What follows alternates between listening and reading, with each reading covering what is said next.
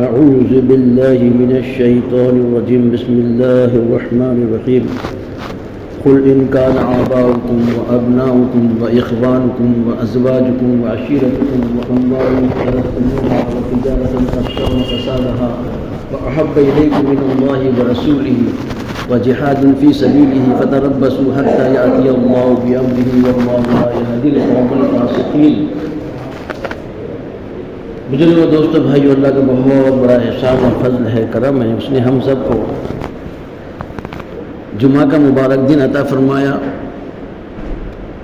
اور اپنے دربار میں آنے کی توفیق عطا فرمائی. جمعہ کا دن تمام دنوں میں افضل ہے، اس کی بڑی فضیلت ہے. عید المومنین کہا گیا جمعہ کے دن کو، یہاں تک کہ عید الفطر اور عید الاضحیٰ کے دن سے زیادہ جمعہ کے دن کی اہمیت و فضیلت بتائی گئی حدیث پاک کے اندر. اللہ ہم کو اس کی قدر کرنے کی توفیق عطا فرمائے. بڑا مبارک دن ہے. اس دن میں سوائے انسان اور جناتوں کے سارے جاندار پناہ مانگتے ہیں. کیوں؟ اس وجہ سے کہ اس دن قیامت آنے والی ہے، اس لیے سارے جاندار پناہ مانگتے ہیں. اللہ ہم کو اس کی قدر کرنے کی توفیق عطا فرمائے، جمعہ کا اہتمام کرنے کی توفیق عطا فرمائے. میرے بزرگوں دوستوں بھائیوں، اللہ تبارک و تعالیٰ نے ہم کو حضور پاک صلی اللہ علیہ وسلم کی امت میں پیدا فرمایا. اس امت میں پیدا ہونے کے لیے اور بھی نبیوں نے دعائیں کی کہ اللہ تعالیٰ ہمیں آپ صلی اللہ علیہ وسلم کی فضیلت، اہمیت، امت کی اہمیت و فضیلت کو دیکھ کر کہا کہ اس کا ہم کو نبی بنا دو، یا اس میں ہم کو امت کے اندر شامل کر دو. تو اس کے اندر کوئی نبی نے عیسیٰ علیہ السلام کی دعا کو اللہ نے قبول کیا. عیسیٰ علیہ السلام قیامت کے قریب دنیا کے اندر آئیں گے. یہ حضور پاک صلی اللہ علیہ وسلم کے امتی بن کر آئیں گے. اتنی بڑی اہمیت و فضیلت کیوں ہوئی اس امت کو؟ بزرگوں دوستوں بھائیوں، کہ حضور پاک صلی اللہ علیہ وسلم کی امت میں آنے کے لیے دعائیں ہو رہی ہے کہ اللہ ہم کو اس میں داخل کر دے یا اس میں نبی بنا دے.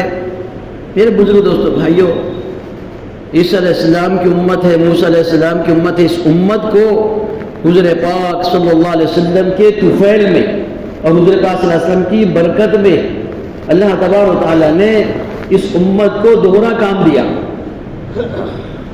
اور امتوں کا کام نبی کی بات کو ماننا، اس پر عمل کرنا. اس امت کا کام دوہرا کام ہے. نبی کی بات کو ماننا بھی ہے اور عمل بھی کرنا ہے اور اس کو پہنچانا ہے. دوہری ذمہ داری ہم پر ہے.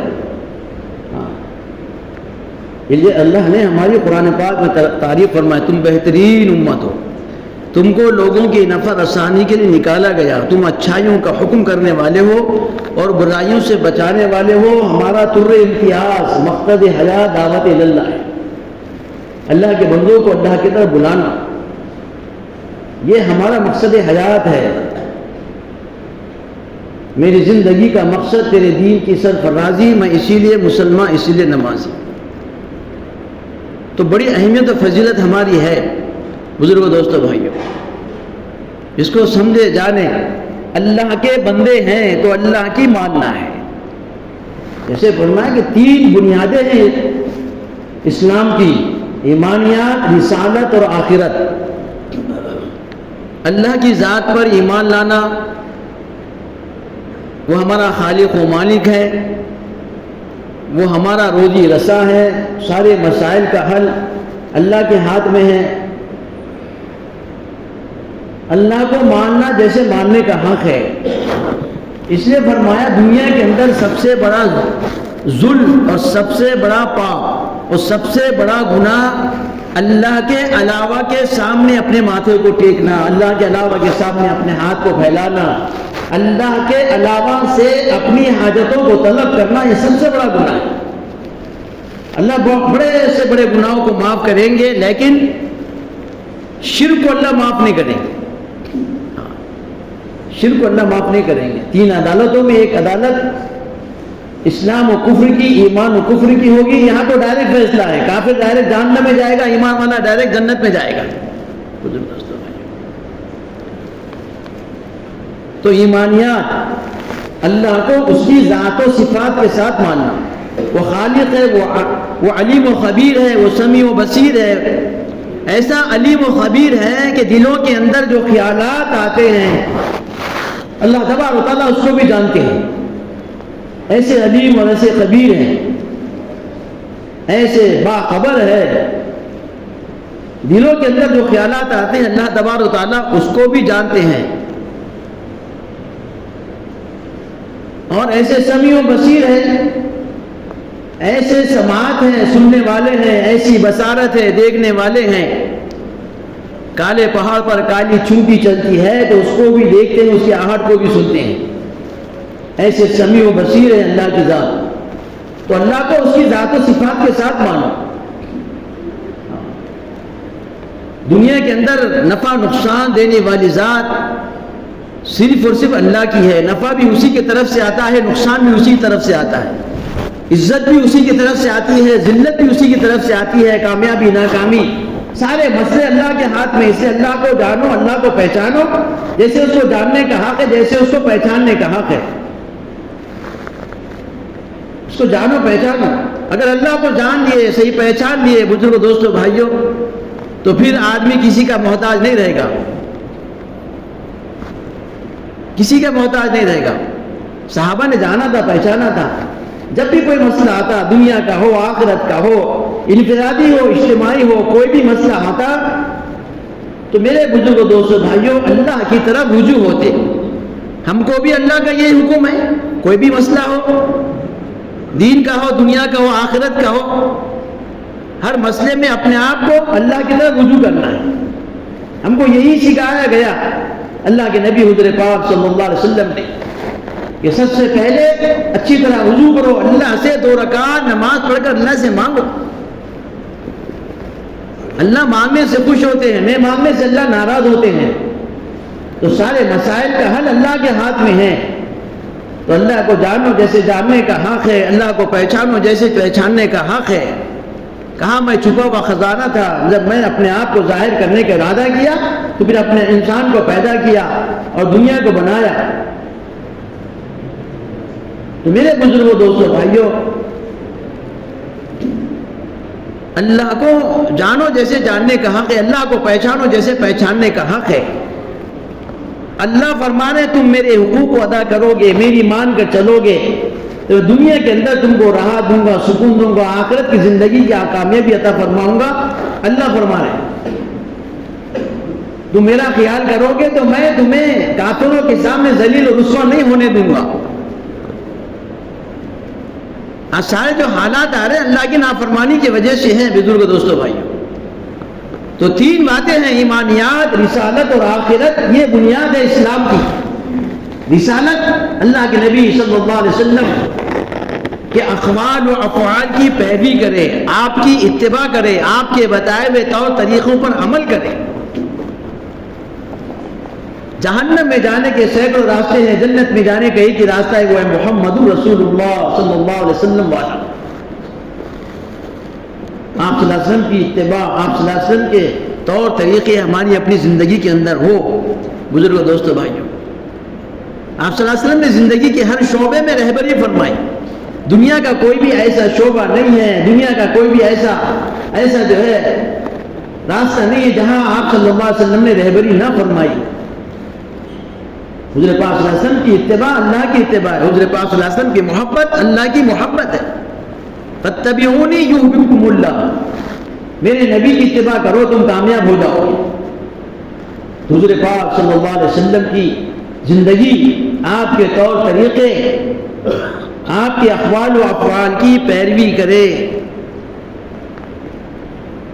حضور پاک صلی اللہ علیہ وسلم کی محبت کی علامت یہ ہے کہ آپ کے رنگ میں رنگ جائے، آپ صلی اللہ علیہ وسلم جیسا لباس، آپ صلی اللہ علیہ وسلم کا جیسا چہرہ، چال ڈھال، دور سے پتہ چلے یہ محمدی آ رہا ہے صلی اللہ علیہ وسلم، یہ حضور کا امتی ہے۔ میرے بزرگ دوستوں بھائیوں، حضور پاک صلی اللہ علیہ وسلم کی محبت، آپ کی اتباع، کیسی محبت تھی صحابہ کو، کیسی محبت تھی تابعین تبع تابعین کو، اولیاء اللہ بزرگان دین کو کیسی محبت تھی آپ صلی اللہ علیہ وسلم سے۔ ایک صحابی آئے، کہا یا رسول اللہ صلی اللہ علیہ وسلم، مجھے یہ غم کھایا جا رہا ہے کہ جب بھی آپ کی یاد آتی ہے، آپ کے چہرے مبارک کا دیدار کر کر ہم سکون اور چین حاصل کر لیتے ہیں، کل قیامت کے میدان میں آپ کو دیکھے بغیر، آپ کے چہرے مبارک کا دیدار کرے بغیر چین نہیں آئے گا۔ قرآن کی آیت اتری، کہا کہہ دو ان سے جس سے محبت رکھتے ہو اسی کے ساتھ تمہارا کل قیامت کے میدان میں حشر ہوگا۔ فرمایا اوپر کے درجے والے نیچے کے درجے والوں کے پاس آئیں گے اور ان سے بات چیت کریں گے۔ ایسی محبت، ایک صحابی آئے، کہا یا رسول اللہ صلی اللہ علیہ وسلم، مجھے آپ سے محبت ہے۔ پھر فرمایا قیامت کب آ گئی؟ کہا تم نے قیامت کے لیے کیا تیار کر رکھا ہے؟ یا رسول اللہ بہت سارے نفیل اعمال تو تیار نہیں ہے، لیکن اللہ اس کے رسول کی محبت دل کے اندر ہے۔ قرآن کی آیت اتر رہی ہے، کہا اللہ کے نبی صلی اللہ علیہ وسلم فرما رہے جاؤ جس سے محبت ہوگی کل اسی کے ساتھ ہمارا حشر ہوگا۔ میرے بزرگ دوستو بھائیو، دیکھو زندگی میں، دیکھو اٹھنے سے لے کر سونے تک اور سونے سے لے کر اٹھنے تک، پیدائش سے لے کے موت تک اور موت سے لے کے پیدائش تک، پیدائش سے لے کے موت تک، میرے بزرگ دوستو موت کے بعد کی زندگی تک، دیکھیں ہم کتنے اللہ کے نبی حضور پاک صلی اللہ علیہ وسلم کی اتباع کر رہے ہیں۔ چھوڑ دیا، سنت تو ہے، معمولی سمجھ کر چھوڑ دیا کہ سنت تو ہے۔ صحابہ سنت ہے بول کر عمل کرتے تھے۔ جیسے مثال کے طور پر چہرے کا رکھنا سنت ہے، موقعہ ہے، حرام ہے کاٹنا، اور اگر اس نے اس کی حقارت اس کے دل میں آ گئی داڑھی کے تعلق سے تو فرمایا علماء سے پوچھو، وہ کفر تک پہنچ جائے گا۔ سنتوں کی حقارت اور سنتوں کو حقیر سمجھنا یہ کفر تک پہنچا دیتا ہے۔ مجھے دوستوں بتا دیں تو حضور پاک صلی اللہ علیہ وسلم کی اتباع ہو۔ آپ صلی اللہ علیہ وسلم فرمایا نماز میری آنکھوں کی ٹھنڈک ہے۔ آپ صلی اللہ علیہ وسلم آپ کتنے ہیں، کتنی نمازوں کی پابندی کر رہے؟ جائزہ لے کر دیکھو، پورے ورلڈ کا، پوری دنیا کا ایوریج نکالا گیا تو 2% نمازی ہے، 98% بے نمازی ہے۔ 98% بے نمازی کی زندگی گزار رہے ہیں۔ پھر اللہ میں ہم پہ حالات، ہم بھی مسلمان ہیں، اونٹ نے اونٹ میری کون سی کل سیدھی، نہ ایمانیات پکے، نہ معاملات صحیح، نہ عبادات صحیح، نہ معاشرت صحیح، نہ اخلاقیات صحیح۔ یعنی خالی نماز پڑھ لینا دین نہیں ہے۔ 5 چیزیں ہیں، ایمانیات، عبادات، معاملات، اخلاقیات۔ 5 چیزیں ہماری صحیح ہوگی تو پھر ہم صحیح دیندار ہیں۔ تو اللہ نے قرآن میں فرمایا ادخلوا فی السلم کافہ، پورے دین میں داخل ہو جاؤ۔ اپنی مرضی کا دین نہیں چلے گا۔ کسی کو ٹوپی پسند آ گئی ٹوپی پہن لیا، داڑھی غیر، بھومی تک داڑھی چھوڑ دیا۔ کسی کو داڑھی پسند آ گئی ٹوپی غیر، یہ اپنی مرضی کا دین نہیں چلے گا۔ ادخلوا فی السلم کافہ، طبیعت مانے یا نہ مانے، دل بولے یا نہ بولے، اللہ کے نبی حضور پاک صلی اللہ علیہ وسلم کی ایک سنت پر عمل کریں، آپ صلی اللہ علیہ وسلم کے ایک طریقے پر عمل کریں۔ ادخلوا فی السلم کافہ، پورے دین میں داخل ہو جاؤ، اپنی مرضی کا دین نہیں چلے گا۔ بزرگوں دوستوں بھائیوں، تو میں عرض کر رہا تھا کہ جو ہے حضور پاک صلی اللہ علیہ وسلم کی اتباع، آپ کی محبت ہمارے دل میں ہو۔ آخرت اللہ کے نبی حضور پاک صلی اللہ علیہ وسلم جب صحابہ کو کلمہ پیش کرتے، ایمان پیش کرتے، اسلام کی دعوت دیتے تو پوچھتے یا رسول اللہ ہمیں کیا ملے گا؟ کہاں جنت ملے گی، جنت کی بنیاد پر کھڑے کیا حضور پاک صلی اللہ علیہ وسلم نے صحابہ کو۔ دنیا اور دنیا کی زندگی آخرت کی بنیاد پر کھڑے کیا صحابہ کو حضور پاک صلی اللہ علیہ وسلم۔ جنت ملے گی دنیا کی چیزوں پر نہیں، دنیا حقیر، دنیا ذلیل، جس کو اللہ نے فرمایا دنیا مردار ہے، اس کے چاہنے والے کتے ہیں فرمایا۔ دنیا کی بنیاد پر کھڑے نہیں کیا اللہ کے نبی صلی اللہ علیہ وسلم نے، جنت کی بنیاد پر کھڑے کیا کہ جنت ملے گی، آخرت ہے، موت کی بات کی زندگی ہے۔ اس لیے اللہ تعالیٰ نے اپنے کلام پاک میں فرمایا کامیاب وہ ہے جو جنت میں داخل کرا دیا گیا اور ناکام وہ ہے جو جہنم میں داخل کرا دیا گیا۔ دنیا کی کامیابی کوئی کامیابی نہیں ہے، اس کو ناکامی لگی ہوئی ہے۔ دنیا کی عزت کوئی عزت نہیں ہے، ذلت لگی ہوئی ہے۔ دنیا کا غم کوئی غم لگا ہوا نہیں ہے، اس کو خوشی لگی ہوئی ہے۔ دنیا اصل نہیں ہے، اصل آخرت ہے، موت کے بعد کی زندگی ہے، مرنے کے بعد کا احساس ہے۔ اس لیے دنیا کا سب سے بڑا سچ موت ہے، موت، اور دنیا کا سب سے بڑا جھوٹ زندگی ہے، کوئی گارنٹی نہیں زندگی۔ اس لیے اللہ کے نبی حضور پاک صلی اللہ علیہ وسلم نے فرمایا عقل مند، دانا، ہوشیار، سمجھدار آدمی وہ ہے جو دنیا میں رہتے رہتے آخرت کی تیاری کرے، اپنے نفس پر قابو پاتے ہوئے موت کے بعد کی آنے والی زندگی کی تیاری کرے۔ فرمایا عقل مند ہے، دانا ہے، ہوشیار ہے، اور نادان ہے وہ جو دنیا ہی کے بنانے میں لگ جائے اور آخرت کی فکر نہ۔ تو ٹھیک بنیادیں ایمانیات، رسالت اور آخرت۔ میرے بزرگ دوستوں بھائیوں، آخرت کی تیاری کرنا ہے، موت کے بعد کی زندگی کا احساس۔ ایک مرتبہ حضرت عائشہ رضی اللہ تعالیٰ عنہ رونے لگی، اللہ کے نبی صلی اللہ علیہ وسلم فرمایا کہ عائشہ کیوں روتی ہو؟ کہا یا رسول اللہ صلی اللہ علیہ وسلم مجھے آخرت یاد آ گئی کہ آخرت میں آپ ہمارا ساتھ دیں گے یا نہیں دیں گے۔ اللہ کے نبی حضرت پاک صلی اللہ علیہ وسلم نے فرمایا عائشہ بعض مقامات ایسے ہیں جہاں کوئی کسی کا ساتھ نہیں دے گا، کچھ رات پہ کوئی کسی کا ساتھ نہیں دے گا، اعمال نامہ تلنے میں کوئی کسی کا ساتھ نہیں دے گا۔ آخرت کی زندگی، موت کے بعد کی زندگی، غالباً حضرت عائشہ رضی اللہ تعالیٰ کو فرمایا اللہ کے نبی صلی اللہ علیہ وسلم نے کل قیامت کے میدان میں سب برہنہ ہوں گے، مادرزاد ننگے ہوں گے۔ کہا یا رسول اللہ شرم نہیں آئے گی؟ کہا کسی کو کسی کا ہوش نہیں رہے گا، کوئی ٹخنوں برابر، کوئی گھٹنوں برابر، کوئی کمر برابر، کوئی سینے برابر جو ہے پسینے میں ڈوبا ہوا ہوگا۔ اسی لیے میرے بزرگ دوستو بھائیوں، اصل موت کے بعد کی زندگی آخرت ہے، اس کی تیاری کریں، اس کی فکر کریں۔ سمجھدار فرمایا اس کو جو اپنے نفس پر قابو پاتے ہوئے موت کے بعد کی آنے والی زندگی کی تیاری کر لیں۔ ہم کسے سمجھدار کہہ رہے ہیں بزرگ دوستو بھائی؟ وہ جو دنیا میں تھوڑا سا بینک بیلنس جمع کر لے، دنیا میں خود اپنی پوزیشن بنا لے، کہا وہ ہے اصل۔ نہیں میرے بزرگ دوستو بھائی، وہ نہیں۔ سچوں کے سچے حضور پاک صلی اللہ علیہ وسلم نے فرمایا عقل مند، دانا، سمجھدار آدمی وہ ہے جو موت سے پہلے پہلے اپنے نفس پر قابو پاتے ہوئے موت کے بعد کی آنے والی زندگی کی تیاری کر لے۔ ایمانیات، رسالت اور آخرت، اللہ ہم کو اس پر عمل کرنے کی توفیق عطا فرمائے۔ دوسری بات جو میں نے قرآن کی آیت پڑھا، غالباً 10ویں پارے کے 9ویں پارے کا رکوع ہے۔ قُلْ إِنْ كَانَ آبَاؤُكُمْ وَأَبْنَاؤُكُمْ، تمہارے باپ، تمہاری اولاد۔ قُلْ إِنْ كَانَ آبَاؤُكُمْ وَأَبْنَاؤُكُمْ وَعَشِيرَتُكُمْ، تمہارا خاندان، تمہارے بھائی بہن، ازواجکم، تمہاری عورتیں۔ 8 باتیں بتائی گئی اس کے اندر۔ اگر تم کو یہ باتیں اللہ کے راستے میں نکلنے کے لیے رکاوٹ بن رہی تو اللہ کے عذاب کے منتظر رہو۔ یہ عیسیٰ موسیٰ علیہ السلام کی امت نہیں ہے جاؤ تم اور تمہارا خدا لڑو، یہ تو حضور پاک صلی اللہ علیہ وسلم کی امت ہے۔ یا رسول اللہ حکم دے دے، آپ حکم دے تو پہاڑوں سے چھلانگ لگا دیں گے، آپ حکم دے کے تو سمندروں میں کود جائیں گے۔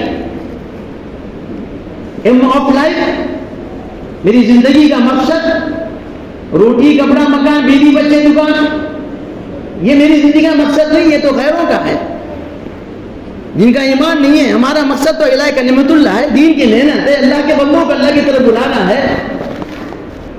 ایمان والا امت اجابت ہے، ایجاب و قبول کیا، اور ایک وہ ہے جو امت دعوت ہے جنہوں نے ایمان کو قبول نہیں کیا، ان کی بھی فکر ہمارے دل کے اندر ہو۔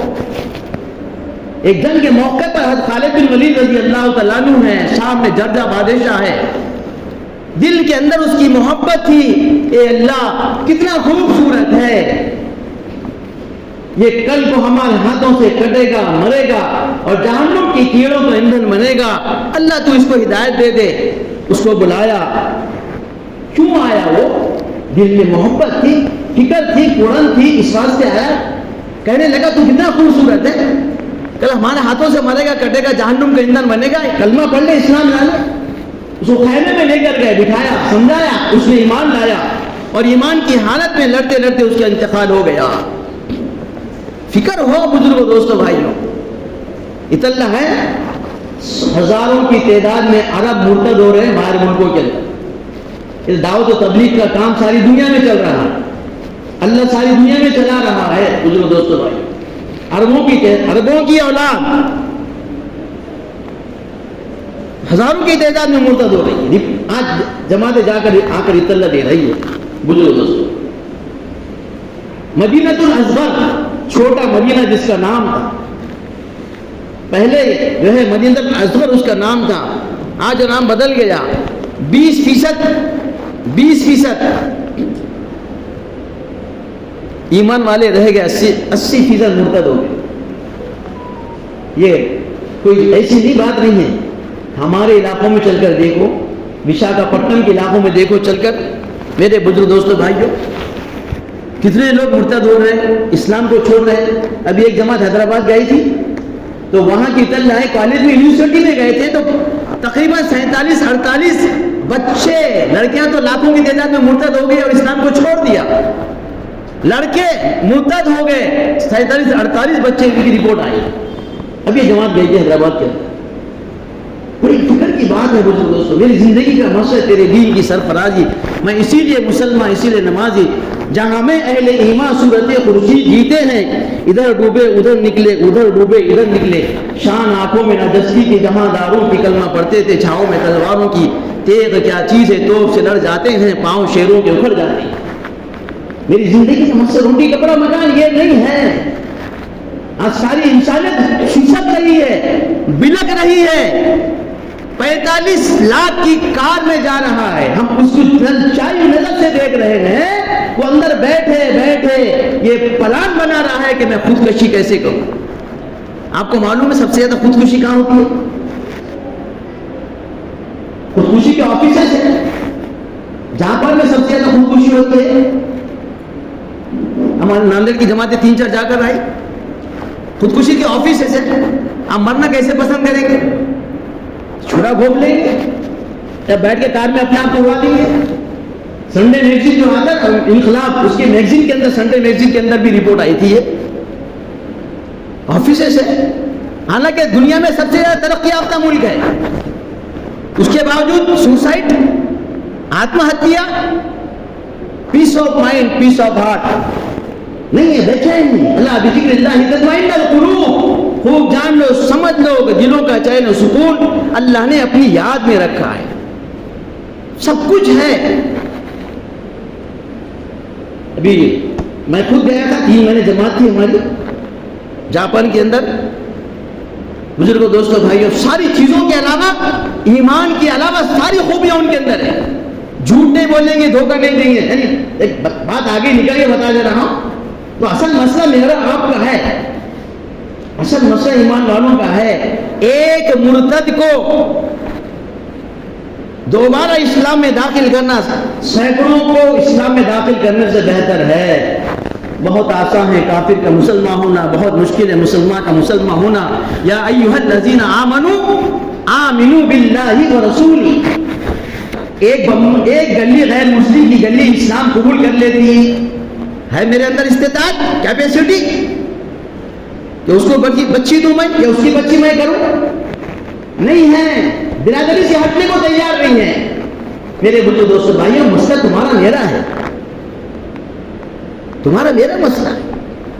یہ تو ایک پر کھڑے ہوئے اسلام قبول کرنے کے لیے، رکاوٹ ہم بنے ہوئے۔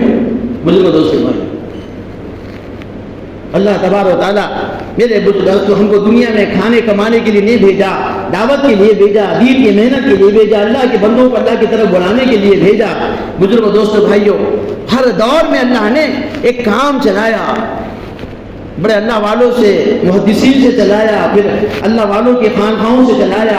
آج کے دور میں اللہ تبارک و تعالیٰ نے دعوت و تبلیغ کا کام سارے عالم کے اندر چل رہا ہے۔ آنکھ بند کر کے آپ کہیں بھی نقشے پر انگلی رکھ لو، جماعتیں چل رہی ہیں۔ یہ کسی تبلیغ والوں کا کام نہیں ہے، ہر ایمان والے کا کام ہے۔ خود دین پر چلے، لوگوں کو دین پر چلنے کی دعوت دے۔ اللہ نے قرآن میں فرمایا میں نے مومن کی جان و مال کو جنت کے بدلے میں خرید لیا۔ نہ جان ہماری اللہ کی امانت ہے، زیادہ سے زیادہ میری جان میرا مال الہ کلمت اللہ کے لیے لگے، دین کی محنتوں کے لگے۔ ہسٹری کو اٹھا کر دیکھو، حضور پاک صلی اللہ علیہ وسلم کی، حضرت بکر صدیق رضی اللہ تعالیٰ عنہ کی غزوہ تبوک کے موقع پر سب کچھ لا کے پیش کیا۔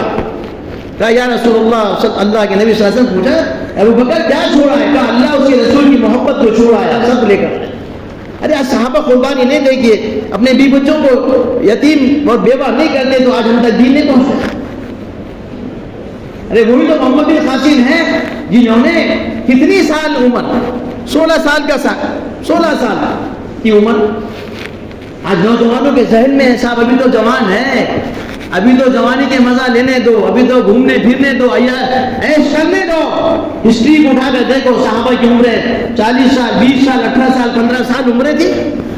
محمد بن قاسم رحمۃ اللہ علیہ سندھ میں آئے، جب پتا چلا کہ ان کے قافلے کو لوٹ لیا گیا تو اعلان ہوا، اس وقت کے خلیفہ نے کہا کون تیار ہے؟ محمد بن قاسم کہنے لگے میں تیار ہوں۔ اور مختصر یہ کہ جماعت لے کر آئے، اور آنے کے بعد سندھ کے راستے سے راجہ داہر کو ہرایا اور اپنے ساتھیوں کو چھڑایا، اور وہاں پہ اسلامی تعلیمات کو قائم کیا۔ آج بھی سندھی لوگ محمد بن قاسم رحمۃ اللہ علیہ کی جو ہے آج عبادت کرتے ہیں، ان کے پتلے کو پوجتے ہیں، ان کو مانتے ہیں۔ جب ان کی ملکیت جانے لگی تو غیر مسلم لڑکیاں عورتیں کہنے لگی ہماری عزتوں کا محافظ جا رہا۔ مسلمان کے تعلق سے یہ ذہن تھا کہ ایماندار ہوتا ہے، امانت دار ہوتا ہے، جھوٹ نہیں بولے گا، دھوکہ نہیں دے گا، غلط نظریں اٹھا کر کسی پر نہیں دیکھے گا، ایسا تصور تھا۔ آج مسلمان ساری چیزیں ہمارے اندر آ گئی۔ دوستوں بھائی بہت آسان ہے اسلام پر عمل کرنا، اور اسلام پر چلنا مشکل نہیں ہے۔ دین یسر فرمایا، دین بہت آسان ہے۔ اللہ کا حکم اور حضور پاک صلی اللہ علیہ وسلم کا نورانی اور پیارا طریقہ ہو۔ میرے بزرگ دوستوں بھائیوں، اللہ تبارک و تعالی ہم سب کو کہنے سننے سے زیادہ عمل کی توفیق عطا فرمائے۔ جو ذمہ داری اللہ تعالیٰ نے حضور پاک صلی اللہ علیہ وسلم کے برکتوں سے طفیل سے ہم کو ملی ہے، دعوت کا کام، دین کی محنت کا کام، اس میں جان و مال اور صلاحیتوں لگانے کی توفیق عطا فرمائے۔ باقی دعوانا الحمدللہ رب العالمین۔